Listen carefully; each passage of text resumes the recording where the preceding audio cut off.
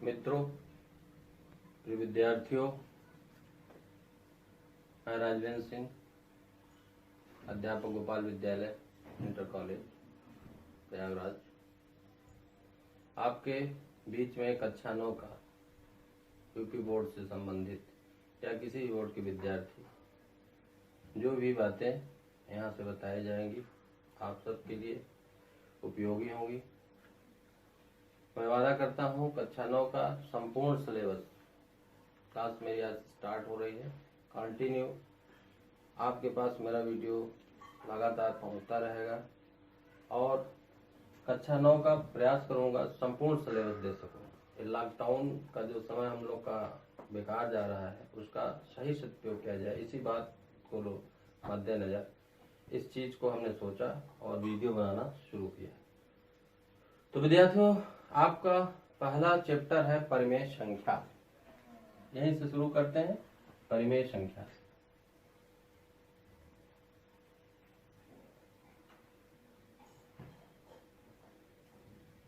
परिमेय संख्या को पढ़ने से पहले कुछ और जानकारियां जरूरी है जो हम पिछली कक्षाओं में पढ़ चुके हैं। जैसे प्राकृतिक संख्या के बारे में पढ़े हैं, नेचुरल नंबर के बारे में, एक से गिनती की संख्या, गणन संख्या, 1 2 3 अनंत तक इसको लेते हैं। फिर आपका होल नंबर आता है, पूर्ण संख्या आता है। शून्य की खोज जैसे होती है तो आपका इसके प्राकृतिक संख्या पहले 1 ले लिया गया और इस तरह से यह एक अनंत तक की संख्याएं आपकी होल नंबर होती हैं। फिर ये जो आपकी नेचुरल नंबर थी, धनात्मक संख्याएं थी, इसी की संगत ऋणात्मक संख्याओं की जरूरत पड़ी तो आपका इंटीजर नंबर पूर्णांक संख्या बनी और इस तरह से 1 2 3 लास्ट अनंत तक और इसी संगत ऋणात्मक, इसी की संगत ऋणात्मक संख्या, जिसके बारे में डिटेल हम पिछली कक्षाओं के जो वीडियो बने हैं उसमें हम चर्चा कर चुके हैं। अब हमारे जीवन में कुछ भिन्नात्मक संख्याएं भी आ रही थी, तो इन्हीं भिन्नात्मक संख्याओं को दिमाग में रखते हुए नई संख्या बनी हो, उसका नाम है परिमेय संख्या। रेशियो से मतलब है कि भिन्न, और इन्हीं रेशियो से आपका बनता है रेशनल नंबर।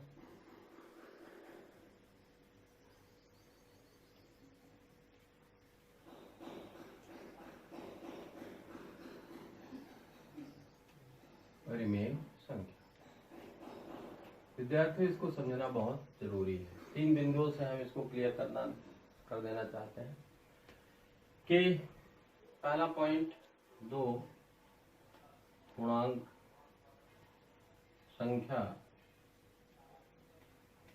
P एवं Q लेते हैं।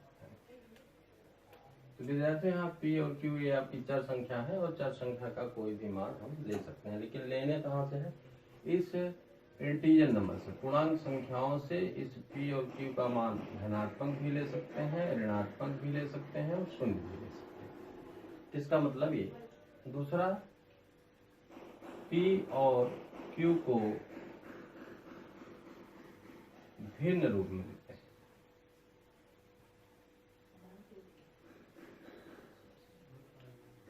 P बटा Q। और तीसरा पॉइंट है Q does not equal to 0। Q के स्थान पर शून्य नहीं होना चाहिए। अब इस पॉइंट पे हम विशेष ध्यान देते हैं, Q के स्थान पर शून्य होना चाहिए, इसको समझना जरूरी है। सपोज दैट 7/0 और 0/7, अगर Q के स्थान पर शून्य है तो ये परिमेय संख्या नहीं है।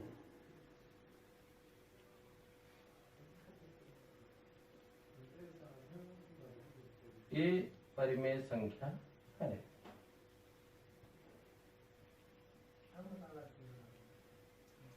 प्रश्न उठता है कि ये परिमेय संख्या नहीं है तो इसको समझना जरूरी है, क्यों नहीं है? देखिए, जैसे 7/0 दिया गया है तो इसको व्यवहारिक भाषा में हम समझ सकते हैं कि सपोज दैट किसी भी व्यक्ति के पास 7,000 रुपए है और ये एक्चुअली भाग है, भिन्न जो है बराबर बंटवारा होता है, तो यहाँ पे लेने वाला कोई नहीं है।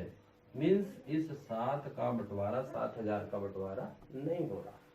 आज बंटवारा नहीं हो रहा है, इस कंडीशन में यह भाग परिभाषित नहीं। और इसको हम देखिए समझते हैं कि ये परिभाषित क्यों है, 0.7। तो यहाँ पे हम इसको इस तरह समझ सकते हैं कि मान के चलिए हमारे पास कंडीशन है कि हमारे पास 1 रुपया नहीं है, लेकिन लेने वाले कितने हैं, 7 विद्यार्थी हमसे पैसा की डिमांड कर। अब पैसा हमारे पास जो होगा वो देंगे, तो हम सबको यही पैसा दे देंगे। तो इस कंडीशन में यह भाग परिभाषित बंटवारा हो रहा है, लेकिन जितना है उसी का बंटवारा हो रहा है, सबको 0-0 दिया जा रहा है। तो इस तरह से यह परिभाषित है, इसलिए परिमेय संख्या है। यह परिभाषित नहीं है, परिमेय संख्या नहीं। कुछ इस परिमेय संख्या का और डीप में जाते हैं कि जैसे परिमेय संख्या में भी धनात्मक और ऋणात्मक होती है, तो संख्या रेखा की मदद से इसको थोड़ा सा देखते हैं। सपोज दैट जैसे यहाँ पे आपसे कहा जाए कि संख्या रेखा पे 3/8 को दर्शाइए। अब इसको दर्शाने के लिए क्या करेंगे, हम एक संख्या रेखा खींचेंगे, शून्य लेते हैं, अब फिर यहाँ पे हम पूर्णांक संख्याएं लिखते हैं, 1, 2, 3, 4, 5, 6, 7, 8, 9। इसी तरह से इधर भी लिखते हैं, ऋण 1, ऋण 2, ऋण 3, ऋण 4, ऋण 5, ऋण 6, ऋण 7। अब हम कहते हैं 3/8 को दर्शाना है, मीन्स इन दोष यहाँ पे इसको हम लिख सकते हैं 3 गुणे 1/8। 3 कम 3, अंश का अंश में गुणा, हर का हर में। 3 गुणे 1/8 मीन्स दो बिंदु के बीच में 1/8 का विस्थापन हो रहा है। मीन्स जितनी पूर्णांक संख्या लिखे हैं इनके बटे में हम 8 लिख देते हैं।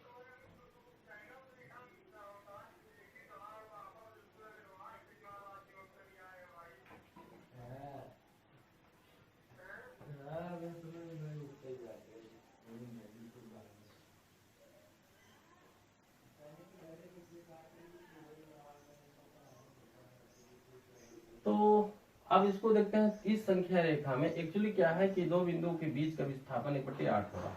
देखिए यहाँ से यहाँ के बीच की दूरी 1/8 है और इनके बीच की दूरी भी 1/8 है।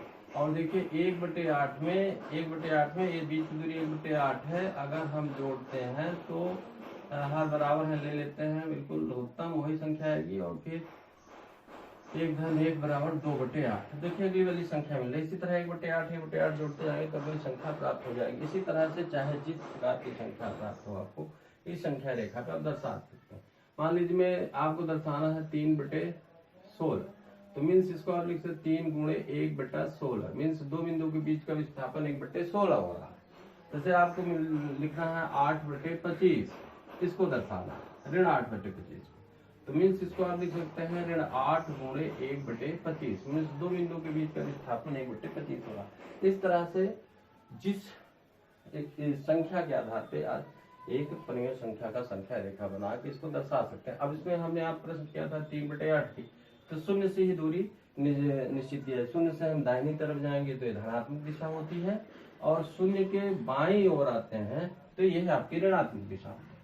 और इस संख्या रेखा से और बहुत सारी चीजें क्लियर होती है। देखिए ध्यान से कि शून्य के दाहिने तरफ के मतलब कहना चाहिए कि धनात्मक जो परिमेय संख्याएं होती हैं वो शून्य से बड़ी होती है, और ऋणात्मक संख्याएं जो होती हैं वो शून्य से छोटी होती है। इस चीज को भी दिमाग में रखना।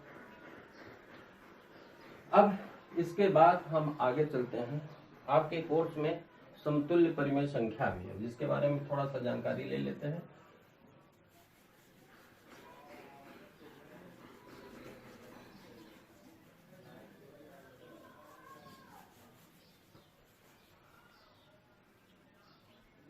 समतुल्य परिमेय संख्याएं समतुल्य परिमेय संख्या को समझना बड़ा आसान है। समतुल्य परिमेय संख्या क्या होता है? कोई भी संख्या जो दी गई है उसकी बहुत सारी समतुल्य परिमेय संख्याएं होती हैं, अनगिनत होती हैं। जैसे हम यहाँ पे आपको समझाना चाहते हैं, जैसे 1/2 से उदाहरण ले। अब इसकी हम कहेंगे कि 3 समतुल्य परिमेय संख्याएं बताइए, तो कंडीशन दे दिया। नहीं तो अगर इसमें शून्येतर जैसे 1, 2 जितने भी हैं संख्याएं अनंत तक लिखी जाती हैं और इन संख्याओं का गुणा करते जाएंगे तो आपको समतुल्य परिमेय संख्या मिलती जाएगी। 3 की बात किए तो यहाँ पे जैसे हम इसको 2 से गुणा करेंगे, इसको हम 3 से गुणा करेंगे। अंश और दोनों में करना पड़ता है, इस चीज को विशेष ध्यान रखना है कि जो चीज करेंगे अंश और धन हर में दोनों में करेंगे। तो 2 एकम 2, 2 दूनी 4, 3 एकम 3, 3 दूनी 6, 4 एकम 4, 4 दूनी 8। इस तरह से इतनी परिमेय संख्या समतुल्य परिमेय संख्या प्राप्त हो गई। लेकिन शून्येतर पूर्णांक से गुणा करना पड़ेगा। शून्येतर गुणांक, शून्येतर संख्या का मतलब है शून्य के अलावा।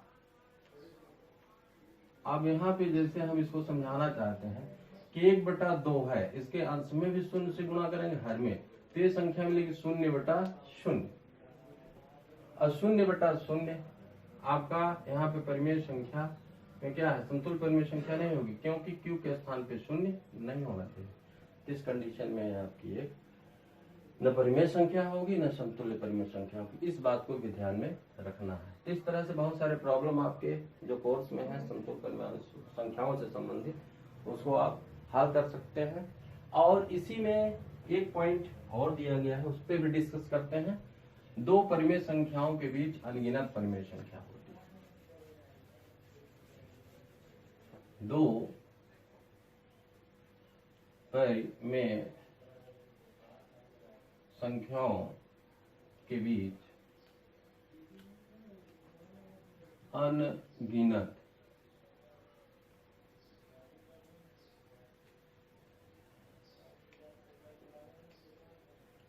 संख्याएं होती है। इसको व्यवहारिक भाषा में सोच सकते हैं और एक फार्मूला डिराइव है, उसकी मदद से भी हम देखेंगे। जैसे 0 और 1 के बीच में परिमेय संख्या बताना है तो इसको हम 0/1 लिख सकते हैं। 1/1 परिमेय संख्या बन जाती है।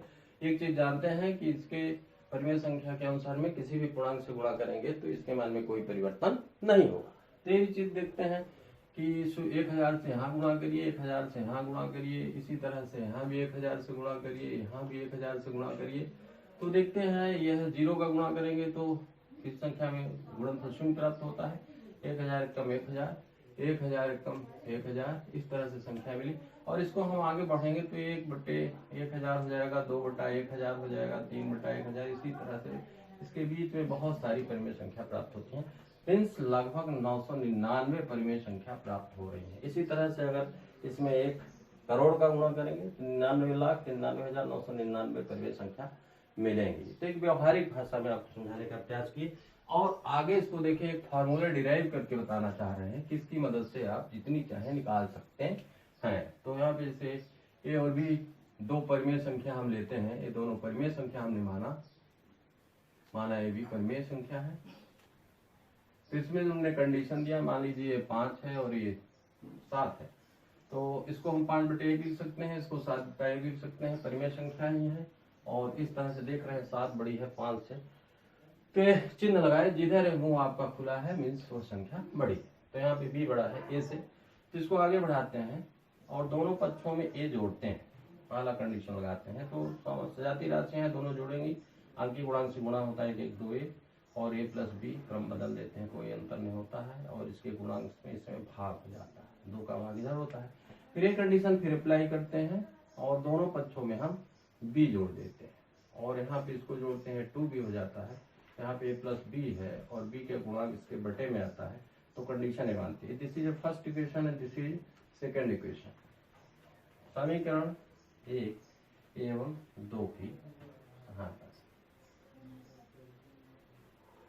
तो यहाँ पे जो है कंडीशन देखते हैं, दोनों की सहायता लेते हैं। तो देखते हैं पहला समीकरण हमको ये मिला है कि a प्लस बी अपॉन 2 बड़ा है a से, a इससे बड़ा है, लेकिन यही चीज जो है b से छोटा है, तो मीन्स a इससे छोटा है।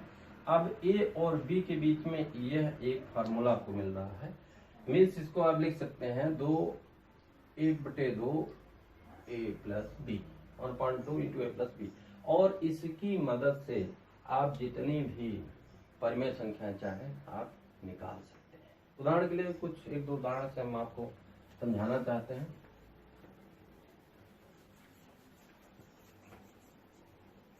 बहुत ही कम क्वेश्चन है पहले चैप्टर में आपके, जैसे 3 और 4 इसके बीच में आपको 3 परिमेय संख्या चाहिए, ये अच्छा परिमेय संख्या चाहिए।